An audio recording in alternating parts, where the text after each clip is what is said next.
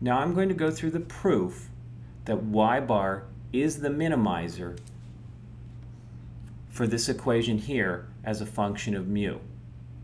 If these kinds of proofs aren't your thing, then just skip it, and in the subsequent lectures the same thing, though I'll give the same caveat before each time I do something like this. If you do intend to pay attention to the proof, you don't need to know either calculus or linear algebra, but ideally you'll be very comfortable with mathematical notation. So for example, if you've had calculus in your past, you've forgotten the specifics of calculus, but you're pretty familiar with mathematical notation and working with mathematical notation, and that's all you need.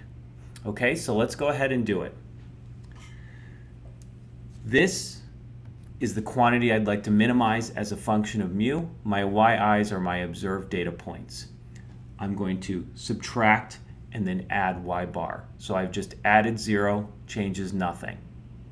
So I can have an equal sign there. I can expand this square out, and I get this term, twice the cross product term, and then this term right here. Let's look at this term right here. Notice this doesn't depend on I, so I can pull it outside of the sum, out here. Then notice this guy right here, I can distribute the sum across it. So I get summation yi, and then if I add up y bar, which doesn't depend on I, if I add it up n times, I get ny bar. But notice, I would define y bar as 1 over n times the summation yi. Add up my observations and divide by n is the average. So in other words, ny bar is equal to the summation of yi.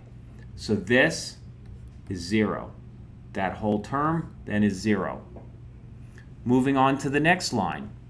I have summation yi minus y bar squared, adding those up, and summation y bar minus mu squared. This quantity is the sum of a bunch of squared things. Has to be positive.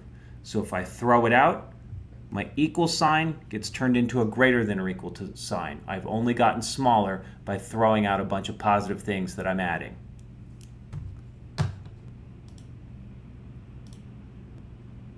Let's summarize.